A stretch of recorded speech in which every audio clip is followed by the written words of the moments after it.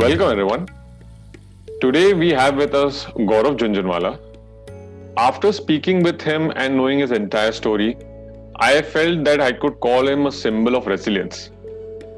He was afflicted with a rare genetic disease which has caused him to lose most of his eyesight over time. He was not able to graduate due to increasing problems managing his disability.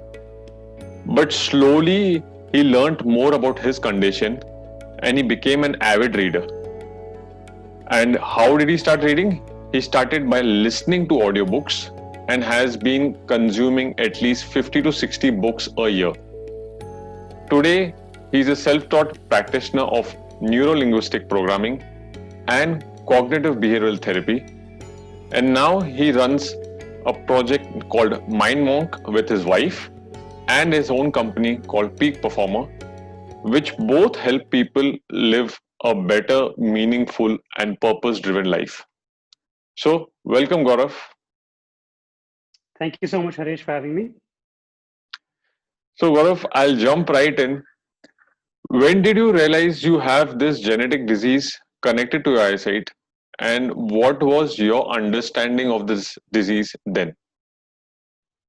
So it's a bit of a funny story, Harish. Since a young age, I used to go to the eye doctor every year, and every year the vision was decreasing. And the doctors at that time, where I lived in Hong Kong, would tell me that, yeah, by the time you're 18, we can get LASIK eye surgery and everything will be fine. You'll be absolutely normal. This continued for a few years until uh, around the age of 13. I was in the US for my grandfather's heart surgery. And while we were there at the Mayo Clinic in the US, my dad just had a hunch and he said, okay, since we're anyways here at the Mayo Clinic, why don't we also get an eye checkup done for you? So I said, sure, let's go for it. And when we did the checkup, the doctor in the US informed us that probably LASIK eye surgery would not be helpful. Rather, it might actually make me lose whatever vision I even had left.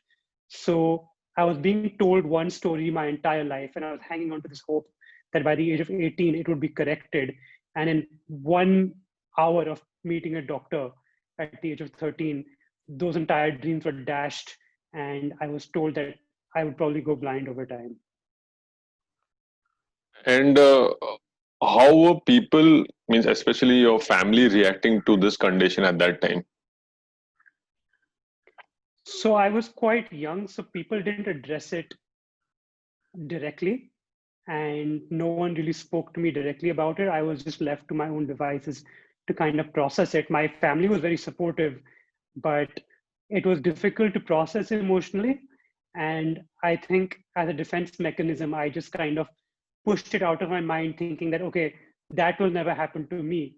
And I think I just rejected the diagnosis completely and tried to live my life in a way where I didn't pay attention to it. But of course, the disease did catch up to me slowly over time.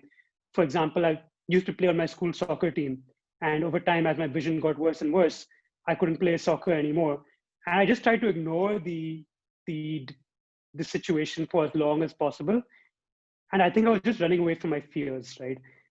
But the longer I ran away from it, eventually it caught up to me in such a way that I had a breakdown in my early to mid 20s. How did you manage your breakdown at that time? Means what was going on in your mind? I really don't know. I mean, I was just thinking all of these different thoughts. Pretty much, I was in a victim mindset. I was thinking, why are these things happening to me? I was thinking, I don't have control over my life. I was thinking, I don't have control over the course of my life. And most importantly, I was thinking that I don't really have much value because due to this disease, I'm not really able to contribute anything of any value to anyone at all. So that was my prevailing mindset. At that very time, after noticing this condition and after, let's say, being in this condition for 4 to 5 years, you were seeing that your vision was getting decreased day by day, right? Yes. So after, let's say, 5 years, 6 years, did you notice any positive lifestyle habits which you have acquired, which was more or less unconscious? So couple of things I started to do was I started to cut out things from my life which I felt were not serving my highest purpose. For example, when we're younger, we're very social, we have lots of friends. But as we grow older, we realize that most of those friends aren't really our true friends. And that was a process that got accelerated for me because having a disability, I had to rely heavily on people around me, especially while I was living in the US. I had a heavy reliance on my friends. And that really helped me to sort out who really likes me or is my friend for who I am and not for any external factor. So that process kind of got accelerated. That was one of the key benefits I got.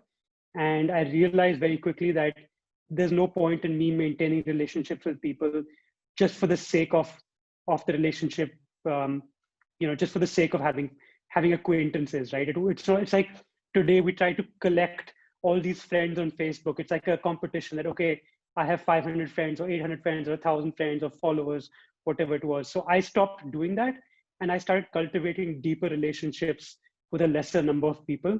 And I think that's something that's really served me well over time. So, Gaurav, how did you manage to read 50 to 60 books a year? Means, what was first the trigger to get into book reading? Were you reading books since you were young, or it slowly developed later? So I always loved to read books as a child. Would read a lot of books, you know, all types of content, fiction, non-fiction, and I progressed on that journey pretty fast. But by the age of, I think, 14 or 15, as my vision got worse and worse, it became very difficult to read printed words on a page. And I had not yet learned how to properly use technology at that point in time to pursue that passion of mine. So I stopped reading between the ages of 15 to 20 to my mid 20s. I stopped reading or consuming that much content. And in my early to mid 20s, I started to use an iPhone using some text to speech software called VoiceOver, which introduced me to audiobooks. And I started listening to audiobooks. Now, the funny thing is that when I was in school, I also started to lose my vision at that point in time, and I couldn't read the blackboard or the whiteboard. And I just paid attention to what the teacher was saying. And over time, I became adept at listening to everything the teacher was saying and almost able to memorize entire lectures. And that's what eventually led me to audiobooks. And I started listening to audiobooks, and the same thing happened. I was able to remember, recall content which I was listening to. Over time, I started to increase the playback speed of the audio from 1x to 1.5x to 2x to 2.5x. Eventually, from audiobooks, I moved to text to speech software where I'm able to now listen to books at 400, 500 words per minute, where it's so fast that to a normal person, it won't even sound like words, it'll just sound like gibberish. But I'm able to understand and comprehend that content and recall and memorize most of what I read.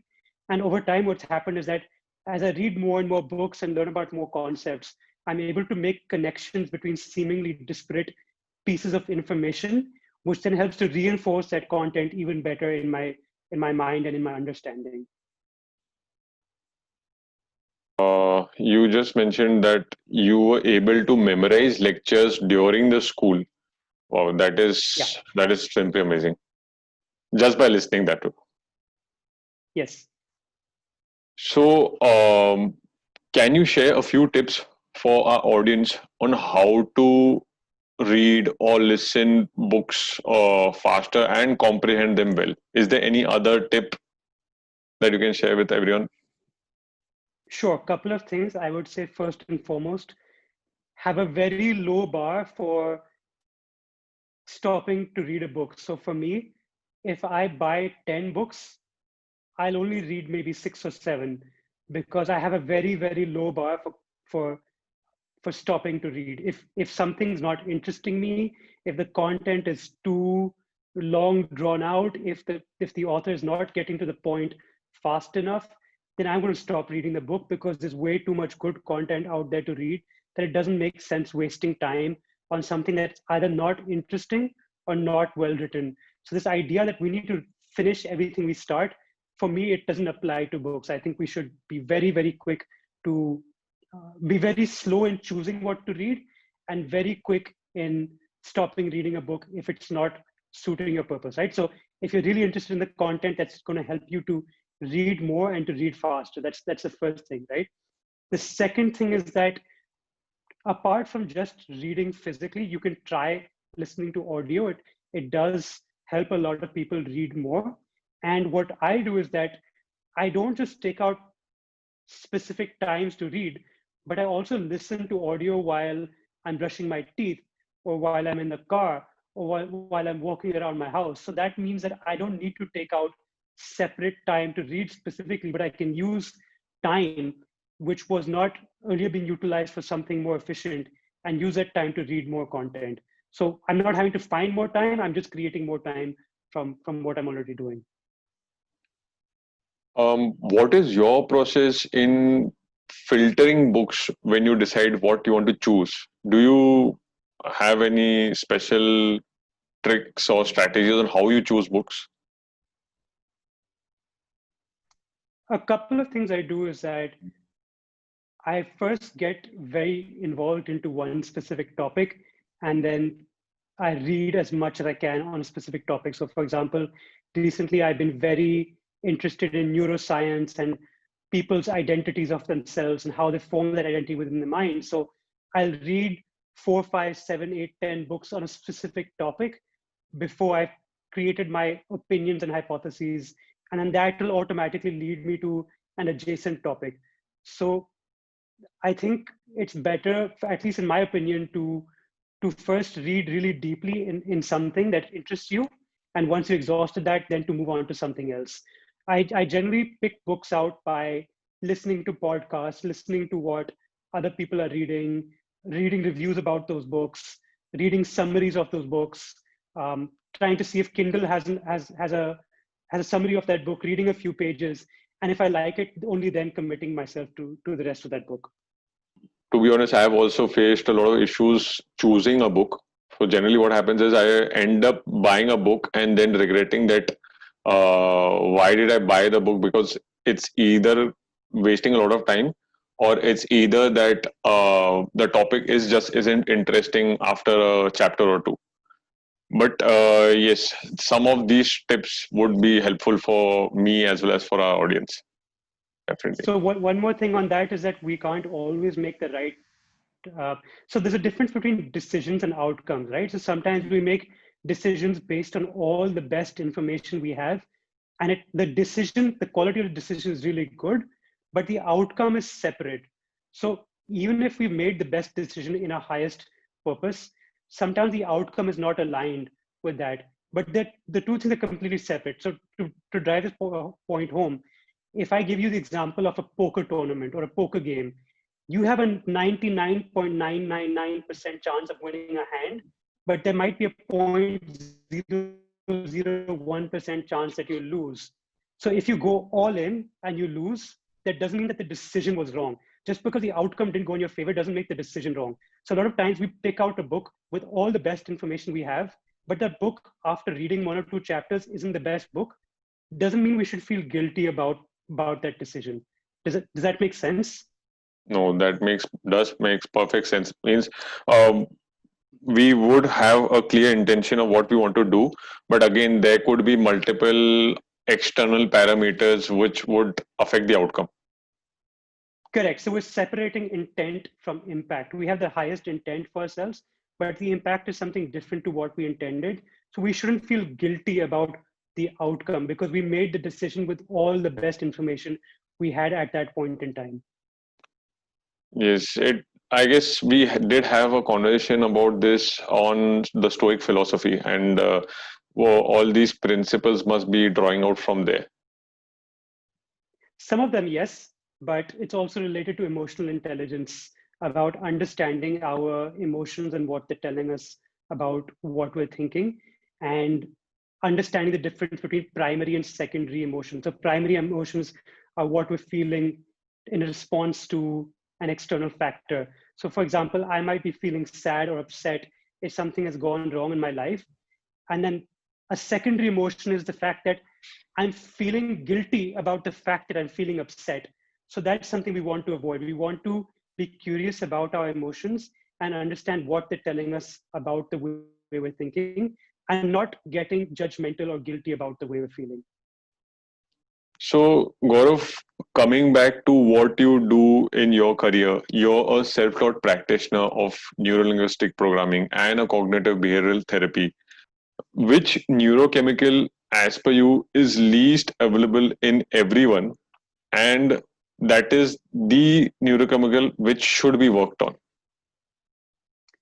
So I'd like to flip this a bit on its head, right? Because I feel like we are so overstimulated today. We have these apps on our phone which are pinging us morning, noon, and night. We have people trying to grab our attention. We have things trying to grab our attention. We are we are scattered all over the place, trying to spend our limited attention in so many different areas that I think that we are addicted to dopamine. And I think it's not so much a fact of not having enough. I think it's a matter of having too much. And I was kind of thinking about this, that a lot of people think about FOMO, right? The fear of missing out. But actually, people have a FOBO. It's a fear of a better option. That we're constantly looking for something better, something better. It's like you turn on Netflix and you're not able to make a decision at all because you have 200 movies and TV shows trying to vie for your attention and all trying to say that watch me, watch me, watch me. But you can't figure out what you want to do because you see a show that maybe is rated 8 out of 10, but you're like, okay, I don't want to watch this because there might be something better. And we're constantly addicted to these dopamine hits. And I think it's not so much about having not enough, but having too much. And if we can learn to live with a little bit less and learn to be happy with just something that's good enough and not compare our experience to the experience of others, right? It's like if I go to Goa today for a holiday, I'm happy.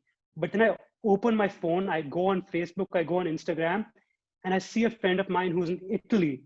And I'm like, you know what? My holiday sucks. Until the time I didn't open my phone, I was completely happy with what was happening. But at the second I saw someone else in Italy, I was like, yeah, dude, my holiday sucks. I'm not so happy anymore. So rather than looking at overstimulation, I think we need to look at reducing the amount of stimulation we have and just bringing that positive intention and awareness to our own experience and not comparing it to what's happening around us. So, again, just for our listeners, can you explain what is dopamine and how does it work? So dopamine essentially stimulates the reward center in our brain. If you can think about the last time you bought a new phone or had a new car or bought new clothes, so the feeling you get when you buy something, that awesome feeling of, today's age is called retail therapy, right? Well, I think that's a very misused word because it's not therapy. It's just your brain giving you a hit of dopamine. And what happens is, let's say you bought a new shirt today, you got a new rush of dopamine. The next time you wear that shirt, yeah, it feels good, but maybe not so good.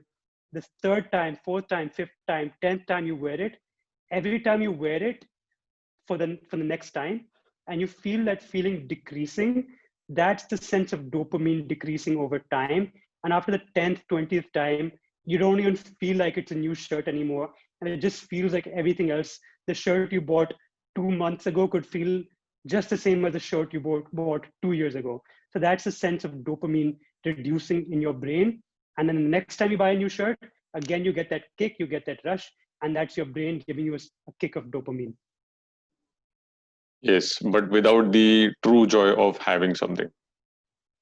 Correct. It's a very, I would say, short-lived feeling. Of course, Mhm. it's a very important neurochemical that we do need, but we're addicted to dopamine, right? So every time we order something on Amazon and we get this notification that, okay, your package is going to be delivered in 2 days, that's a hit of dopamine. When we order a cab on Uber and we get that cab in 5 minutes, that's a hit of dopamine. When we order a meal online and that meal comes to us in 20 minutes, that's a hit of dopamine. Our generation, the millennial generation, is addicted to dopamine, and we're not able to have that patience to wait for something longer and have that sense of delayed gratification. That's why I think we're addicted to overstimulation, and we need to kind of have these retreats where we kind of understimulate ourselves and have, for example, Bill Gates has a thing he calls Think Week, where he sits in a log cabin for a week with no phone, no internet, and just sits and reads and thinks about larger things in life. So if we're able to figure out ways to reduce stimulation, maybe even just for one day a week or even 1 hour a week, I think that will help us to rewire our brains and help us to, wean ourselves off that dopamine addiction. That's a very good point and something which everyone should practice in their daily lives. Gaurav, how do you engage someone from a thought driven life to an action driven life? Thought driven to action driven, again, I would say it really comes down to creating that space between stimulus and response, right? Just because we think or feel something doesn't mean that's actually what we really want to do. I'll give you an example. When a few years back, I was in Bangkok airport. We were there for a family holiday in Bangkok, and my sister and I were both in the airport, and we were talking on the phone to each other. And she was in a specific part of the airport, and she's like, "Okay, come meet me in this restaurant." And she gave me incorrect directions, which made me walk almost a kilometer and a half in the wrong direction. And then I called her up again and like, "Look, we were supposed to meet at Starbucks, but there's no Starbucks here in the direction you told me to go." And she realized that she'd sent me the wrong direction. And I had to walk all the way back another kilometer and a half or 2 kilometers back in the direction that she was at, right? And I finally met her. She was sitting on a chair and I sat down next to her. And she was thinking I was really angry. She was thinking I was completely mad. And yes, I was quite annoyed at the time, but I was able to create that difference that, okay, I'm angry, I'm annoyed right now, but being angry is not going to change the situation, and it's not going to serve the highest good. It's not going to help me and my sister be more present and have a better relationship and have a better conversation at this point in time. So how do I separate that thought from the action that I do want to have? So rather than snapping at her and shouting at her and being like, why did you send me the wrong direction?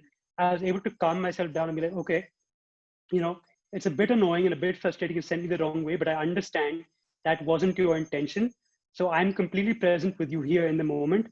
And yes, I'm frustrated, but let's have a good conversation because we've only got another 20 minutes to go before we both have to catch our flight. So let's make this 20 minutes really valuable for both of us. This is something which you practice on your daily. You might be having these instances in your life, but let's say if you meet someone, what is your process of helping them getting to know that, okay, what should I do so that I am not affected by these thoughts? The way I get them to understand it is that I get them to create insight and get them to understand that while our thoughts and feelings are transient, right? They don't stay the same. They're constantly changing over time. But what's good for us and what we actually want oftentimes is more still, or it's a more fixated thing. So for example, I'm talking to you, and for me right now, the best thing for me to do is to understand what you're saying, understand your questions, and give you my full attention, right? So for me to be concentrating on something else, concentrating on the fact that maybe my foot is a little itchy, or that maybe I'm feeling a little thirsty, isn't going to serve the highest good for both of us right now. So how do we tune out those small feelings that are cropping up but aren't really serving us the best at that point in time? So creating that space between our thoughts and emotions and what we actually want, because those thoughts and emotions will distract us over time, but if we can create that space, we can then learn to have action in the direction of the way we really want to go. And do you think meditation comes again as a big helping hand in all this? Yeah, I think meditation does help. I don't like to use the word meditation because people have a lot of misconceptions around meditation. It really scares them away. They think of someone who's extricated themselves from life and going and living under a tree in some mountain or in some jungle somewhere. So I prefer to call it not even mindfulness, but just refer to it having the intent and having the awareness and just being present. And yes, I do feel that it really does help to bring that skill and ability to all aspects of our life. So, Gaurav, we've So just come to the end of a show. What message would you like to share with everyone? I think the message which I would like to share to everyone is that, nothing in life is good or bad. Nothing in life has any meaning. The only thoughts or meanings are the ones that you assign to something. So when I was in my early 20s, I was living into this meaning that every day is the worst day of my life, because every day I would wake up, my eyesight is slightly worse, and it still is today. My vision is continuing to get worse and worse over time. But at that point in time, I was living in this reality or in this thought process that every day is the worst day of my life, because my vision is getting worse. And because my vision is being taken away from me, my ability to give value to the world is decreasing over time. My ability to see my own self-esteem and my own self-worth is decreasing over time. And so I was living into this self-created reality that every day is the worst day of my life. And I've realized now that that was a completely constructed thought process which had no fact attached to it, right? And today, while the truth is still the same, the fact that I'm losing my vision and my eyesight over time, that is still the same. But the way I approach that fact and that truth has completely changed. Today, rather than going from a state where I was completely helpless, I've moved to being able to help myself, and now progress to even helping other people around me and impacting people around me, right? So the the situation hasn't changed, but the meaning I've ascribed to that situation has changed. So I just like to tell everyone that it's up to you. You're completely in charge of your life and the meaning you ascribe to whatever happens in your life. And if you can realize that, then you can live a positive and empowered life, regardless of whatever external factors and situations might occur. That's very well said, Gaurav. Yes, the story which you've just shared with us does create a great impact, and this is for everyone who does feel that they didn't get what they deserved at a certain age, or let's say they a similar case of disability, right, where people do feel that they are not able to do what God thought that they don't deserve. So this is something which is affecting everyone. But again, your stories completely shows that you are truly a symbol of resilience. So Great. thank Thank you, you so Gaurav, much, for Harish. sharing your story. It was great talking to you, Gaurav. And Thank you so where much. can everyone find you on the internet? Yeah. So, two things. In case you're looking for executive coaching for your organizations, my company Peak Performer, www.peakperformer.io, we provide virtual executive coaching for businesses and especially for younger managers, as well as senior leadership, but we're focusing as well on younger managers. That's where you can find my business. And you can also find me on www.themindmonk.com, as well as on Instagram at the Mindmonk, where you can find me talking about my own personal story. I talk about the experiences I've had in my life, the challenges I've had to overcome, and how I've overcome them. And you can also get in touch with me as well as my wife for coaching on relationship, on resilience, confidence, and how to meet your goals in a more accelerated fashion. Definitely, Gaurav. And I would definitely like to have a round two with you, just focusing on neuroscience. Means that topic is Definitely, itself very vast. definitely would love to do that, Harish. Okay, Gaurav. Thank you for sharing your story. Thank you for sharing all your learnings. I will definitely link every book or every topic which you mentioned in the show notes. Thank you, Gaurav.